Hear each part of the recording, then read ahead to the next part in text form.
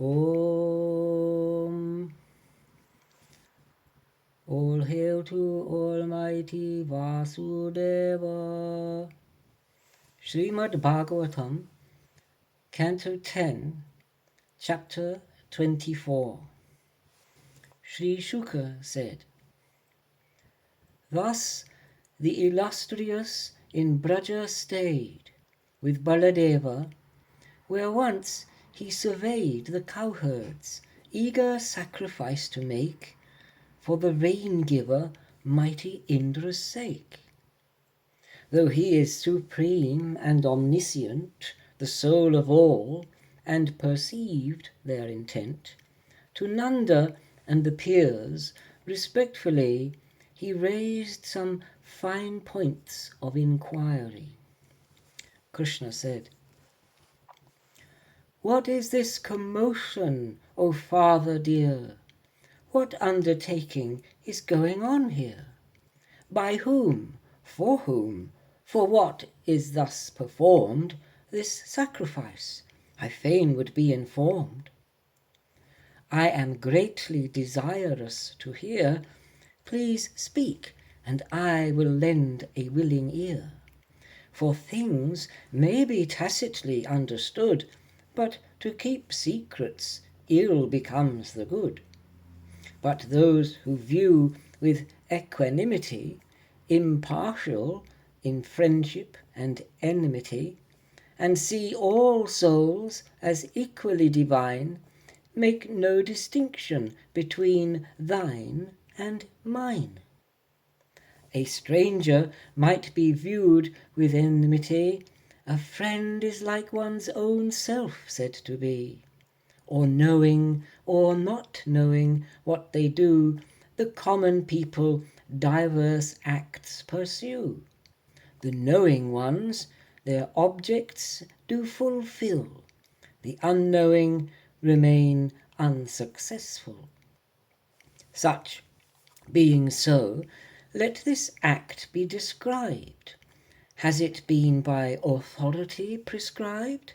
Or is it by tradition long maintained? This I would know, then let it be explained.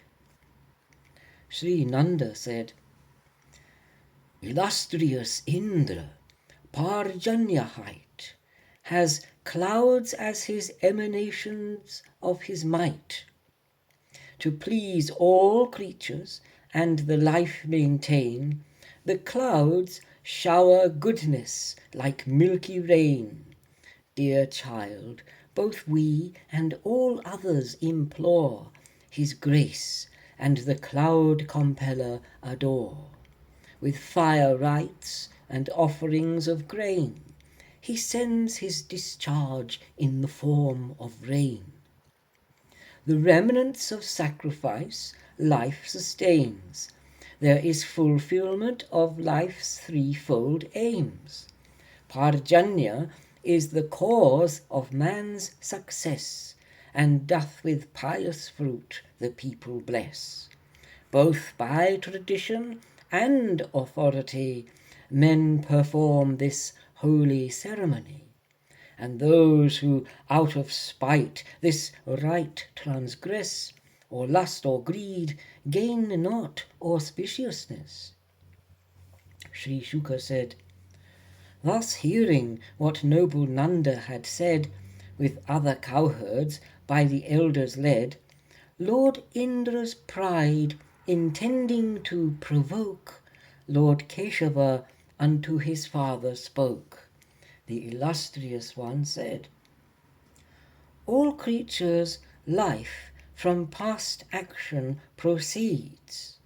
His death is also determined by deeds. Of sorrow, joy, fear, and welfare the cause, from deeds derive, and actions stringent laws. Now if there were a ruler absolute, who grants to the performer diverse fruit, he must obliged upon the agent be, but not when there is no activity. With living things, What has Indra to do, whose state each from their own actions ensue? Man's inherent nature cannot be changed by him, since Providence hath all arranged. Inherent nature doth all creatures bind, to inherent nature all are confined. Here all the gods, mankind, and demons bold are by their inherent nature controlled. The bodies of creatures, both low and high, are gained and forsaken by destiny. The stranger, enemy, the lord, the friend, the teacher, all on destiny depend. Therefore, to worship acts one should commit, with which inherent nature doth befit, and which provides easy prosperity. That is the worshipable deity.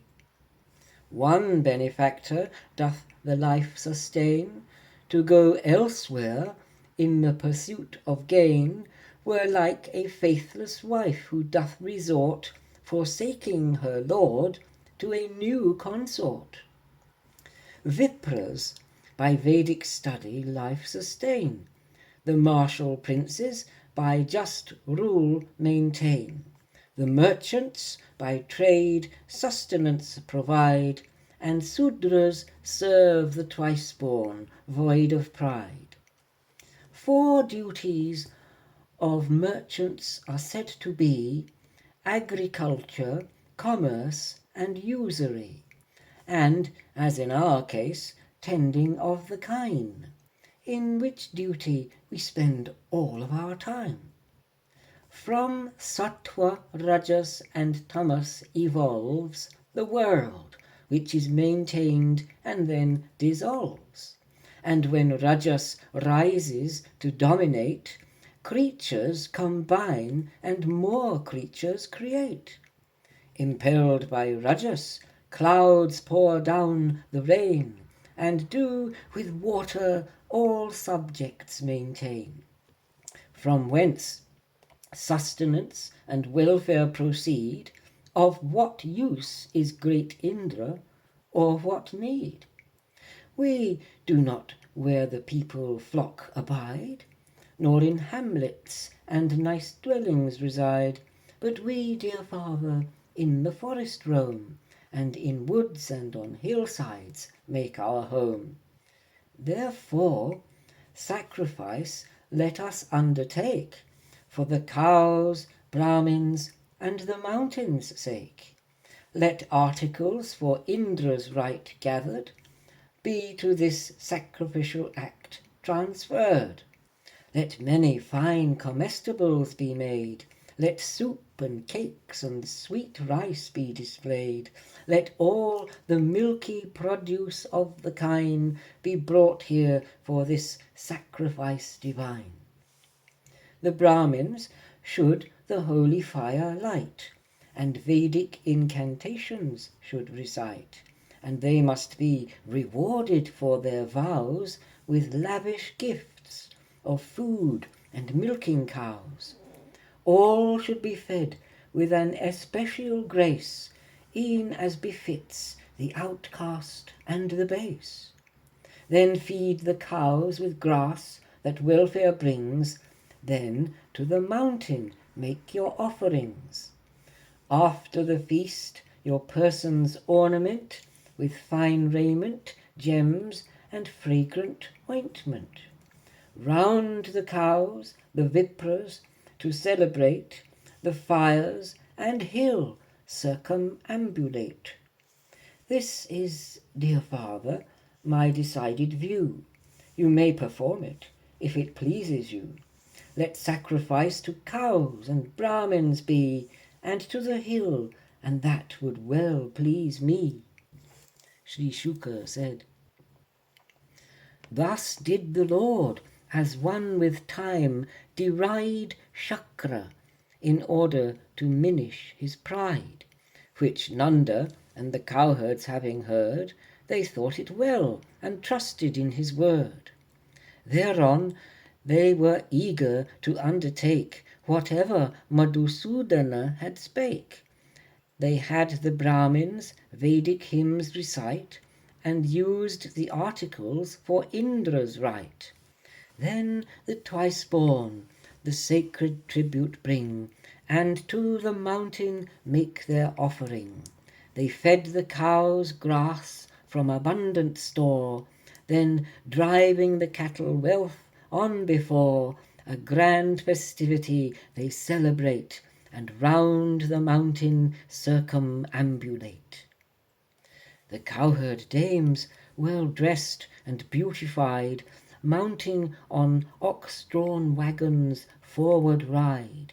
They sang of Krishna's deeds as on they went, which with the blessings of the twice-borns blent.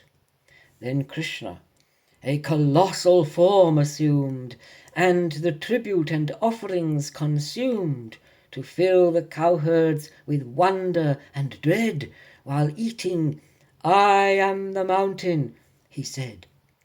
Then, saluting with cowherds to conform, he bowed to himself in that other form, and said, "See, the mountain is manifest, to favour us with grace and make us blessed. This hill, assuming any form at will, the mortals who dishonour him will kill. Therefore, ye cowherds, let honour be shown to him for the cows' safety and our own." And thus the cowherds, with the twice-born's aid, by Vasudeva urged, sacrifice made to the mountain. Then with his merry friends the cows and cowherds back to Braja wends. Thus ends chapter 24 in book 10 of the great and glorious Bhagavata Purana, the text beloved of swan-like saints, sung by the son of Vyasa. Srimad Bhagavatam, Canto 10, chapter 25. Sri Shuka said, when Indra knew his rights had been profaned, that his divinity had been disdained by Nanda and others on Krishna's hest, he was incensed, O king, by rage possessed. He summoned devastating clouds of might, the world destroyers, Samvartaka height, and sent them forth, raging with injured pride, and in his fury to the clouds he cried, "Oh, mark these cowherds in their insolence, these forest dwellers proud of opulence, who taking mortal Krishna for their guide, the gods have thus offended and defied. As even those who rituals maintain, like hypocrites, worship only in name, who forsake knowledge of divinity and hope to cross this existential sea. This Krishna is loquacious and puerile, most arrogant and obstinately vile, who though mortal considers himself wise, and has taught cowherds the gods to despise. They have by his urging offended me, and by this act done me an injury. These people in their affluence and pride, and urged on by Krishna, the gods deride. Proceed, and I their arrogance decimate, ruin their flocks and herds and devastate. I will release the winds erstwhile confined, and follow on Airavata behind. I will the winds impetuous employ, and Nanda's cowherd settlement destroy." Sri Shuka said, the clouds, thus ordered by the god of rains, swelled in their rage and burst forth from their chains, and went to Nanda's cowherd settlement, and poured the rain the people to torment. The blustering winds Urged by clouds across the sky, the lightning bolts in forky flashes fly, the thunder rumbles, resonating round, and bursts of hailstones crash upon the ground. Descending torrents of a column's girth relentlessly poured down upon the earth, which caused a devastating flood to flow, nor could be seen the high ground or the low.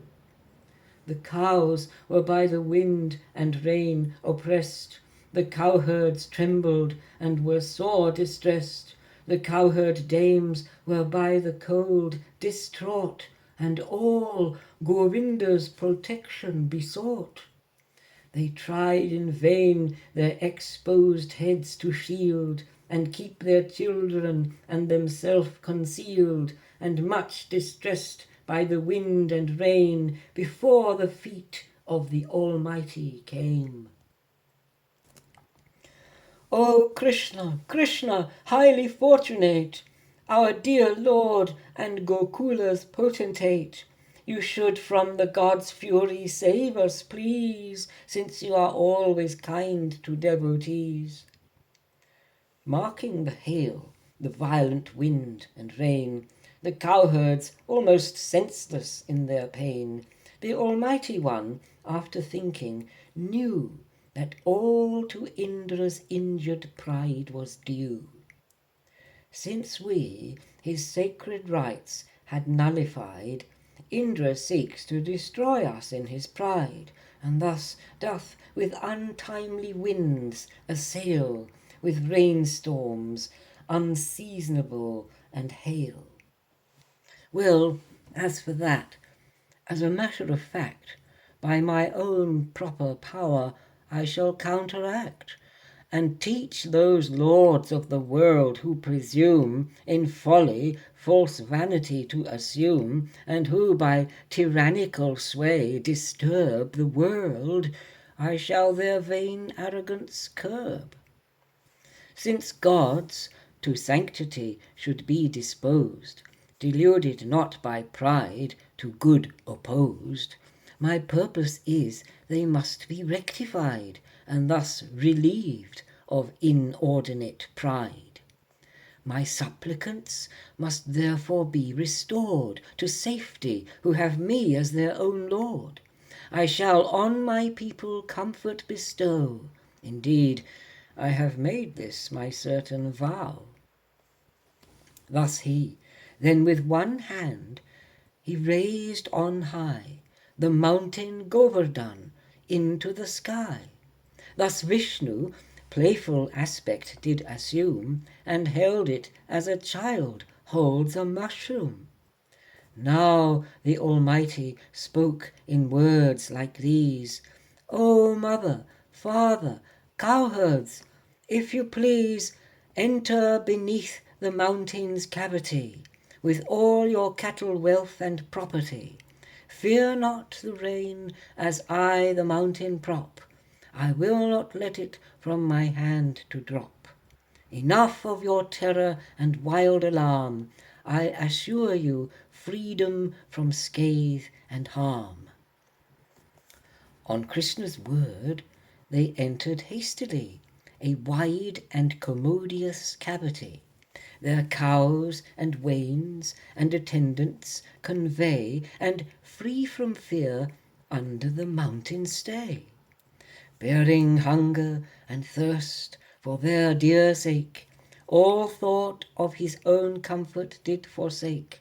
He stood there still and held for 7 days the mountain, while the people on him gaze. Seeing Krishna's power, Indra was dazed, astonied, and his vanity was raised. He did from his resolution desist, and then his devastating clouds dismissed.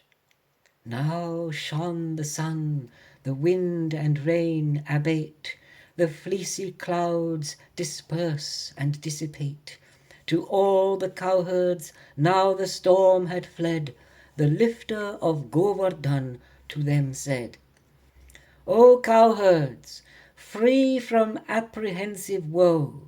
You may with your wives, wealth, and children go. Abated is the wind, the ground has dried, and streams into their wonted channels glide.